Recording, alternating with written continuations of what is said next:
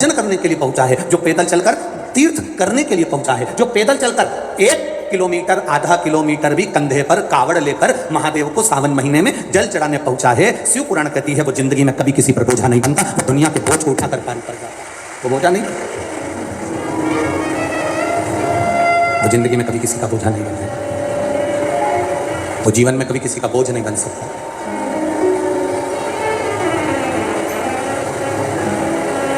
चंद्रदेव इतने सुंदर थे, चंद्रदेव कितने सुंदर, कितनी सुंदरता उनके अंदर भरी हुई थी, कितनी सुंदरता उनके अंतर्गत थी। चंद्रदेव बहुत सुंदर थे, चंद्रदेव बहुत सुंदर।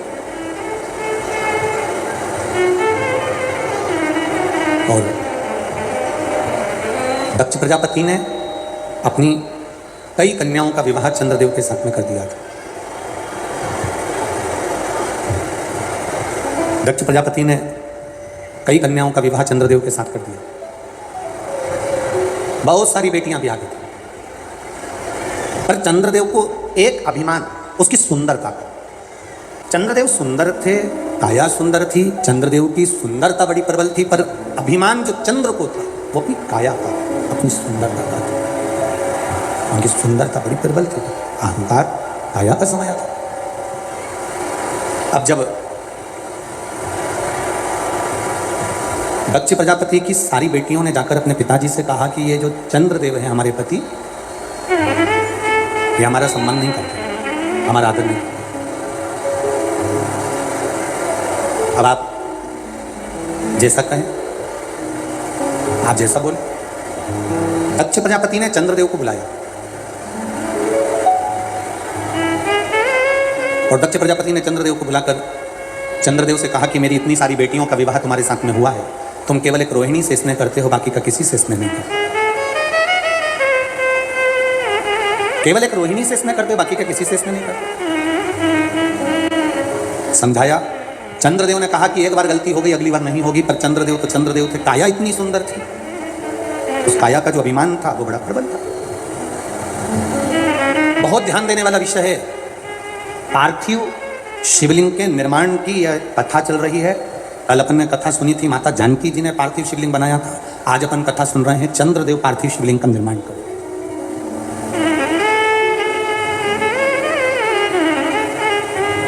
भगवान जब वैभव दे दे ना आपको, भगवान जब तुमको धन दे, दौलत दे, सत्ता दे, वैभव दे, खूब तुम्हारी तरक्की मेरा बाबा करा दे, तो निवेदन केवल इतना सा है कि उस वैभव में, उस तरक्की में, उस सत्ता में, उस धन में तुम अभिमान में मत फूल जाना। यदि अहंकार में फूल गए तो तुम्हारा जीवन तुमने बर्बाद कर लिया, तुम्हारा जीवन तुमने नष्ट कर लिया। आप में कई लोग ऐसे बैठे होंगे जो 6 महीने में, 8 महीने में, साल भर में, 2 साल में अपने ब्लड की जांच करवाते रहते हैं। करवाते कि नहीं करवाते? अरे जम के तो बोलो जरा, करवाते हो ना? आप में कई लोग ऐसे बैठे होंगे जो 8 महीने में, 6 महीने में, 15 दिन में, 1 साल में, 2 साल में अपने अपने ब्लड की जांच करवाते रहते हैं कि खून कैसा है, पतला हो गया, गाढ़ा हो गया, कोई बीमारी तो नहीं हो गई, कोई रोग तो नहीं आ गया, कोई तकलीफ तो नहीं आ गई, जांच कराते रहते। शिव महापुराण की कथा कहती है जैसे 8 महीने में, साल भर में, 6 महीने में आप अपने ब्लड की जांच करवाते हो, वैसे ही किसी कथा में जाकर बैठो। जब तुम कथा में जाकर बैठो तो तुम कितने भी ऊंचे ओहदे पर हो, कितने भी ऊंचे पद पर हो, जमीन पर जाकर बैठना तो तुमको ब्लड की जैसे जांच होती है, वैसे तुम्हारे हृदय में भक्ति की जांच होना प्रारंभ हो जाएगी कि हमारे हृदय में भक्ति कितनी, हमारे भीतर भक्ति का बल कितना है, हमारे भीतर भक्ति कितनी विराजमान है, हमारे कहीं अंदर अहंकार तो नहीं आ गया, हमारे भीतर अहमता नहीं आ गई, हमारे भीतर अभिमत्ता तो नहीं पहुंच गई। ये अनुभव होगा। महाराज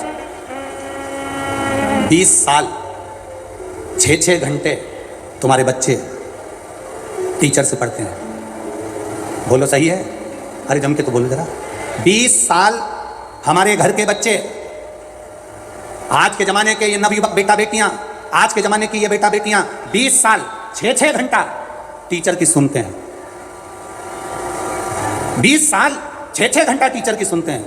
और जब वही बच्चे पढ़ लिख कर विद्वान हो जाते हैं, बुद्धिमान हो जाते हैं, किसी ऊंचे ओहदे पर पहुंच जाते हैं, तो वो एक दिन भी 10 मिनट भी अपने माता पिता की नहीं सुन पाते हैं। जरा विचार करिए।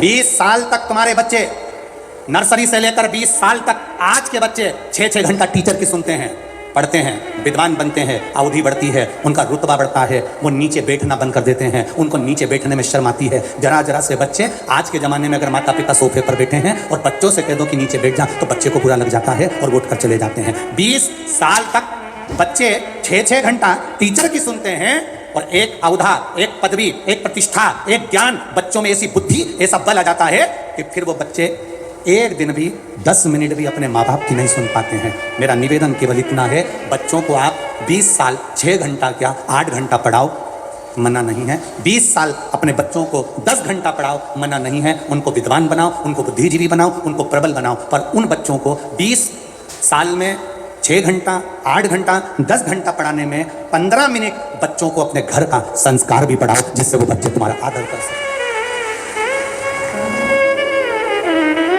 हम पढ़ाने की मना नहीं करें, कभी हमने ये नहीं बोला कि आप अपने बच्चों को ना पढ़ाओ, खूब पढ़ाओ, जितने तुम्हारे शरीर में बल है उतना पढ़ाओ, जितनी तुम्हारी कैपेसिटी है उतना पढ़ाओ, जितनी तुम्हारे पास में धन दौलत है, बच्चों को ऊंची एजुकेशन दीजिए, अच्छा पढ़ाइए। पर पढ़ाने के साथ में बच्चों को 10 मिनट 15 मिनट 20 मिनट हमारे घर के संस्कार बच्चों को देना प्रारंभ करिए। अपने घर के बच्चों को कहिए 1 लोटा जल लेकर महादेव के मंदिर जाओ। बच्चा कहेगा मम्मी महादेव के मंदिर जाने से क्या होता है? माँ उस बच्चे को समझाए जाने से कुछ नहीं होता, बस इतना फर्क पड़ता है कि तू मंदिर जाएगा, 4 लोगों में 1 लोटा जल लेकर जब भगवान के दरवाजे तक जाएगा तो तेरे अंदर से अहंकार निकलकर बाहर दृढ़ होता है, तो परमात्मा की प्राप्ति जरूर होती है। विश्वास को दृढ़ करिए, भरोसा करिए, शिव कथा करिए, अपने अहंकार को, अपने अभिमान को, अपनी अभिमतता को दूर भटक दीजिए।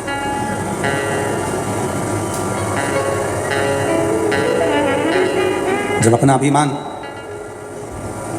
जब अपनी अभिमतता, जब अपना अहंकार दूर भटक दोगे तो एक जीवन का एक आनंद अपने आप प्राप्त होगा। चंद्रदेव को समझाया कि चंद्रदेव इतना ध्यान रखिए कि तुम गलत कर रहे हो, एक पत्नी पर तुम्हारा ध्यान है और बाकी की पत्नियों को तुम पूछते तक नहीं हो।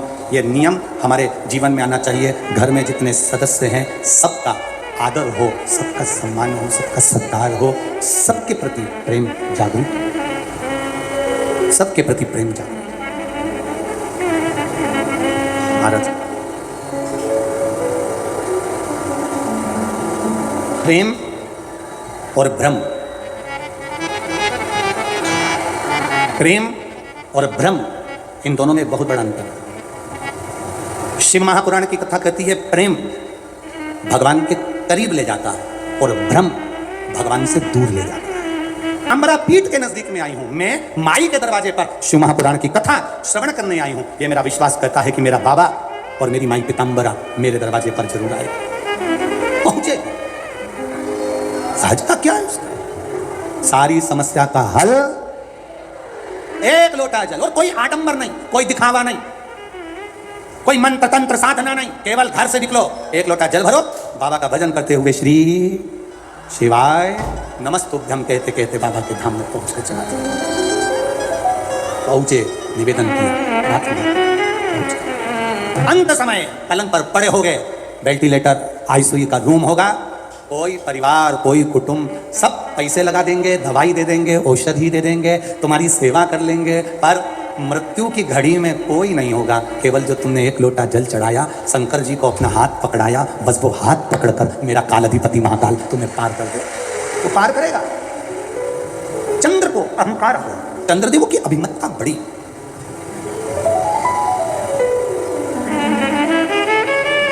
चंद्रदेव का अभिमान बड़ा।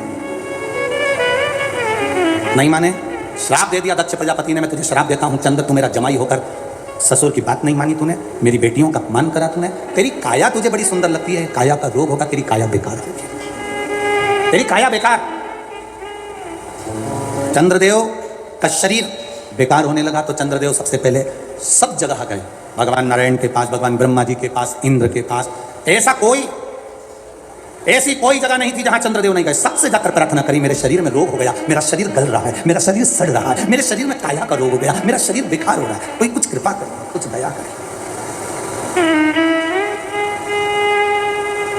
जब आखिरी में आपको लगे, जब आपको महसूस होने लगे, जब आपको लगने लगे कि जिनके लिए मैंने करा वो मेरे लिए कुछ नहीं कर रहे हैं, अंत समय में वो पैसा लगा रहे, डॉक्टर दिखा रहे, सब कर रहे, पर अंत समय में कोई नहीं आ रहा, तब उसका स्मरण।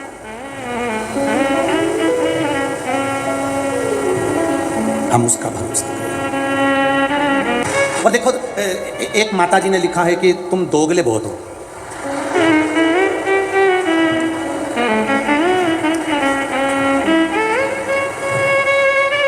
मानवी जादौन, पिता का नाम श्री विश्वनाथ जादौन, नरवर जिला शिवपुरी मध्य प्रदेश से हैं। उम्र है इनकी 22 साल। कहीं बैठी हो तो हाथ हिला सकती है, कहीं बैठी हो तो हाथ हिला सकती है। दिख गई क्या? हाथ हिला दे। हाँ दिख गई, ठीक है। तो उधर बैठे हैं, इन्होंने पत्र लिखा है का मानवी जादौन, पिता का नाम श्री विश्वनाथ जादौन, नरवर जिला शिवपुरी मध्य प्रदेश, उम्र 22 साल। कहीं बैठी हैं?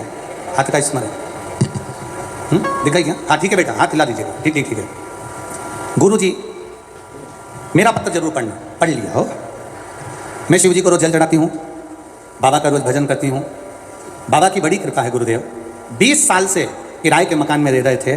बाबा से मैंने इतना ही कहा था कि मेरे पापा की इतनी परिस्थिति नहीं, हमारे पास कुछ नहीं, हमारा खुद का मकान कब होगा। बाबा ने 20 साल बाद हमें खुद के मकान में जल चढ़ाते चढ़ाते मेरे बाबा ने हाथ पकड़ लिया। 20 साल बाद हम अपने खुद के मकान में आ गए गुरु जी। पर आप बड़े दोगले हो, हम आपसे बहुत नाराज हैं। आपकी सब दूर कथा महाराष्ट्र में, छत्तीसगढ़ में, उत्तर प्रदेश में, जहाँ तुम कथा करते हो, राजस्थान में, सब जगह 7 दिन की करते हो। और हमारे मध्य प्रदेश में जब भी करते हो 5 दिन की ही करते हो। तुम पक्के वाले दोगले हो गुरु। मेरी बहन तेरे पांव पड़ो। देखो जैसा समय मिलता है ना, एक तो पत्र, अब तुम भी तो दोगली हो, पत्र पत्तल पे लिखा है, पत्र लिखा था पत्तल पे। अब पत्तल भेजी थी तो कुछ खाने का ही भेज देती। बहन मेरी जिज्जी और मेरे जिज्जा दोनों सुन लो। ये जैसा जैसा समय जहाँ बीच में रहता है या कोई समय ऐसा बन जाता है तो 5 दिन की शिव महापुराण की कथा, ये तो हम देने वाले कोई नहीं और कोई कराने वाला नहीं, ये तो माई करा रही है और माई कर रही है। हमारा एक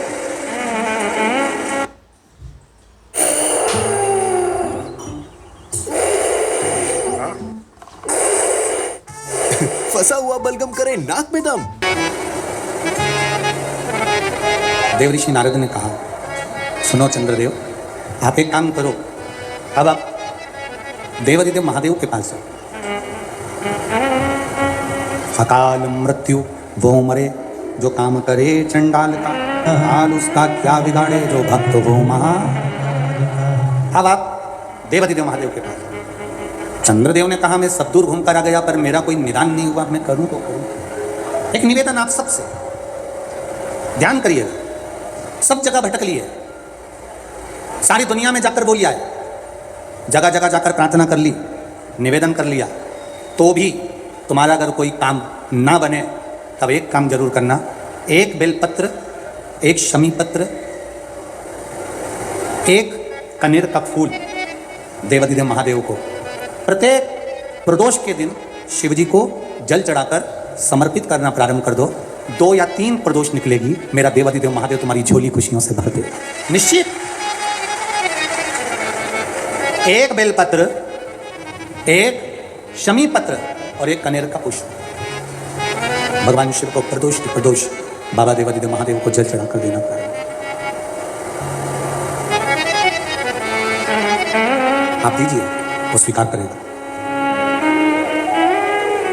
विषम स्थिति में, विषम परिस्थिति में आपने सब दूर भटक लिया, सारी ऐसी कोई जगह नहीं जहां तुम नहीं गए।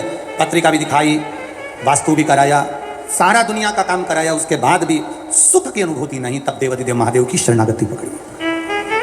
अपने भजन के बल को बढ़ाओ, राम नाम, कृष्ण नाम, शिव नाम, जो नाम तुम जपते हो उसको बढ़ाने का प्रयास करो,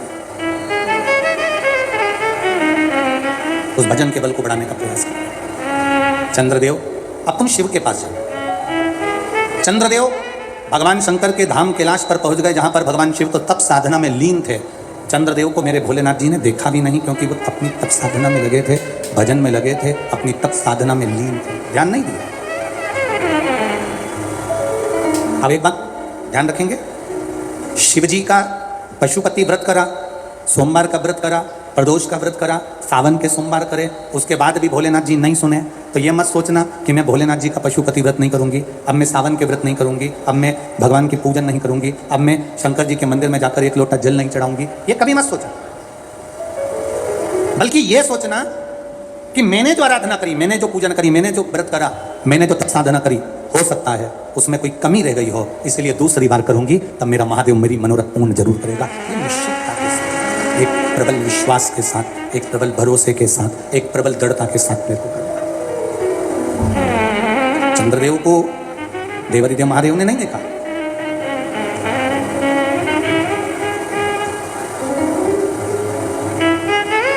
शिवजी ने चंद्रदेव को नहीं देखा, क्योंकि वो तो तप साधना में लगे हुए हैं।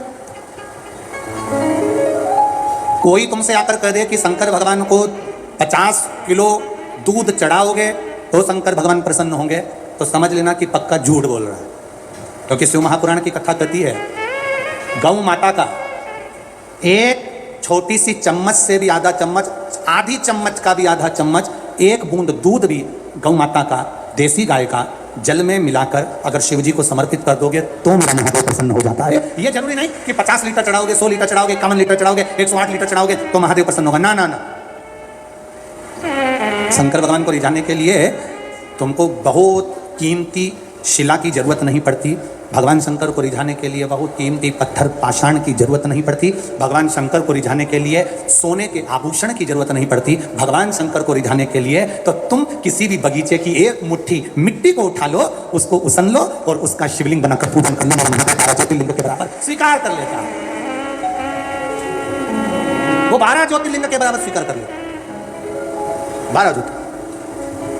तुम्हारी धन, तुम्हारी दौलत, तुम्हारी सत्ता, तुम्हारा वैभव, तुम्हारी संपदा, सब तुम्हारे पास रखो, महादेव को कुछ नहीं चाहिए। महादेव को तो केवल इतना चाहिए कि तुम जिस समय उसके दिवालय में, उसके शिवालय में, उसकी कथा में, उसके सामने जब तुम आओ, तब तुम्हारे चेहरे पर केवल प्रसन्नता होना चाहिए और कुछ भी नहीं। आज दुनिया के लोगों के पास से 2 चीजें चली गई, एक चेहरे से हंसी चली गई और एक परिवार की खुशी चली गई। 2 चीजें नहीं है आज के समय में, घरों में 2 चीजें नहीं मिलेगी, एक चेहरे की हंसी नहीं मिलेगी, एक परिवार में खुशी नहीं मिलेगी, उसके खाने की रोटी चली जाती है। जब आप बड़े नहीं होते ना, आप बहुत वैभवपति या धनपति या सत्तापति नहीं होते ना, तो किसी की शादी में जाते हो ना, तो तुरंत प्लेट उठाते से ही खाना चालू। और जब तुम VIP बन जाते हो तो बड़ा अच्छा होगा।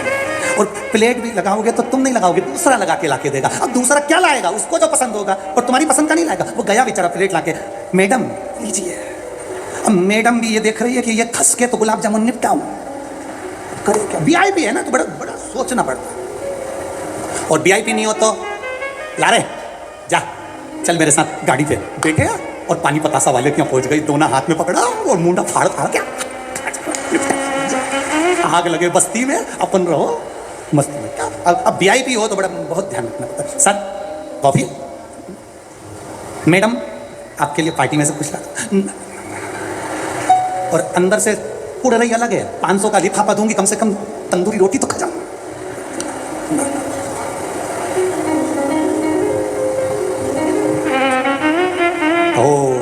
ऊंचे ओहदे पर पहुंच जाते हैं तो चेहरे की स्माइल भी चली जाती है, रोटी भी चली जाती है, और हाथ की ताली भी चली जाती है। बहुत VIP ज्यादा तेज ताली भी नहीं बजा सकता, लोग देखेंगे।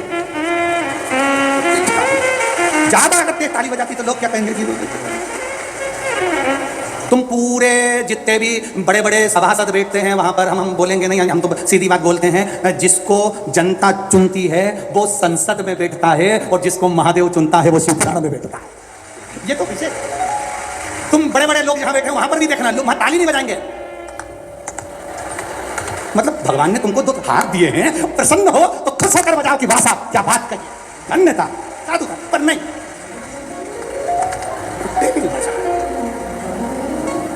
प्रसन्नता चली गई। बहुत वैभवपति मुस्कुरा भी नहीं सकता, 4 लोगों में जम के हंस भी नहीं सकता, कोई कितनी भी हंसी की बात आ जाए तो भी उसको ज्यादा मुस्कुराएगा तो लिपस्टिक दांत में चिपक जाएगी, हंस नहीं सकता।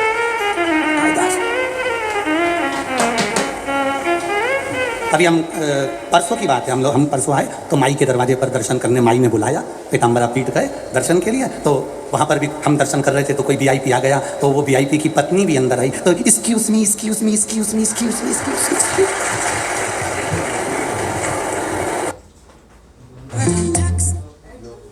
ब्रश करते समय खून आना, खाते समय मसूड़ों में तकलीफ। अब देखो वो एक्सक्यूज मी कर रही है और हम दर्शन करने गए तो हमारे साथ जितने थे संकट पड़े से अब जितनी बार एक्सक्यूज मी बोली एक नहीं हटी, एक नहीं हटे और उसके पास बैठ गया। और एक ना जाने कौन थी, उसको तो माँ घूम रही थी और रो रही थी, चिल्ला रही थी, तो वो उसको हटा रही एक्सक्यूज मी। अब उसको तो यूं ही बोलेगा एक्सक्यूज मी, अब अभी हटे एक्सक्यूज मी। ज्यादा वीआईपी नहीं बनना, हंसी चली जाती है, भोजन चला जाता है, हाथ की ताली चली जाती है, चेहरे की हंसी और परिवार की खुशी बरकरार रखो। ये महादेव की कथा कहती है, ये शिव कथा कह रही है। अपने परिवार में जितने सदस्य हैं, 3 भाई का परिवार, 4 भाई का परिवार, 5 भाई का परिवार, खुश रहो। उनके बच्चे जब मिले तब खुश रहो, आनंद के साथ रहो, चेहरे की स्माइल को बरकरार रखिए। चंद्रदेव की चेहरे की हंसी चली गई, खुद के कारण, उसके स्वयं के कारण, उसकी अभिमतता के कारण, उसके अहंकार के कारण चली गई। अब चेहरे की जो स्माइल गई, प्रसन्नता गई, क्या करूं मैं? देव ऋषि का निर्माण कर लिया।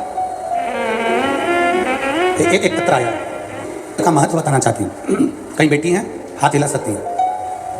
अगर कहीं बैठी हो, जिला जालौन उत्तर प्रदेश के ग्राम सिंह टोली से मंजू दीक्षित, पत्नी स्वर्गीय श्री मनोज दीक्षित। 1 लोटा जल का महत्व, कहीं बैठी हो तो हाथ हिला। आप ही हैं, हाथ हिला दीजिए। बच्चा आया है क्या साथ में? बच्चा लाओ, लेके आओ जब तक, धीरे धीरे उसको लाइए। गुरुजी, मैं क्या वर्णन करूं, मैं बाबा का क्या गुणगान करूं? गुरुदेव, शिव महापुराण की कथा का मैं वर्णन करना चाहती हूं। गुरुदेव, बहू की शादी होकर बहू आई, उसका जब गर्भ नहीं ठहर रहा था तो डॉक्टर को दिखाया तो उसके गर्भ में एक गांठ थी, बहुत बड़ी गांठ। डॉक्टर ने कहा जब तक इसका ऑपरेशन नहीं होगा तब तक बच्चा इसको नहीं ठहरेगा। कई साल निकल गए गुरुदेव, अब गांठ का ऑपरेशन कैसे कराएं? नई नवेली बहू, कुछ साल निकलते चले गए, करें तो करेंगे। तब मेरी ननंद ने कहा कि आप शिव महापुराण की कथा सुनना चालू करो, आस्था चैनल पर आती है। हमने कथा सुनना प्रारंभ करी। आपने सफ़ेद आंकड़े की जड़ का वर्णन किया, मैंने बहू से करवाया। बहू मुझसे बोली, माँ मेरे पेट में गांठ है बच्चादानी में, डॉक्टर मना कर रहे हैं। फिर भी सफ़ेद आंकड़े की जड़ का प्रयोग करा, प्रयोग करने पर गर्भ ठहर गया। गर्भ ठहरा, आराधना करी। देव ऋषि नारद कहते हैं जहां पर पार्थिव शिवलिंग का निर्माण होता है, जहां पर पार्थिव शिवलिंग की पूजन होती है, महादेव की दृष्टि वहां पड़ती है। चंद्रदेव के सामने मेरे महादेव प्रकट हो गए। मांग चंद्र, चंद्र कहता है मैं आपके कैलाश पर आया था, आपकी दृष्टि नहीं पड़ी। महादेव कहते हैं चंद्र, भूल से भी कोई अगर पार्थिव लिंग का निर्माण कर लेता है, पूजन कर लेता है, उसको कैलाश धाम, काशी धाम आने का पूरा फल प्राप्त हो जाता है। पूरा मिल गया फल। तेरी काया ठीक होगी, चंद्र की काया ठीक हुई। उसने निवेदन करा, मुझे आपके मस्तक पर धारण कर लिया। शरीर गल चुका था, बेकार, शिव ने अपना लिया।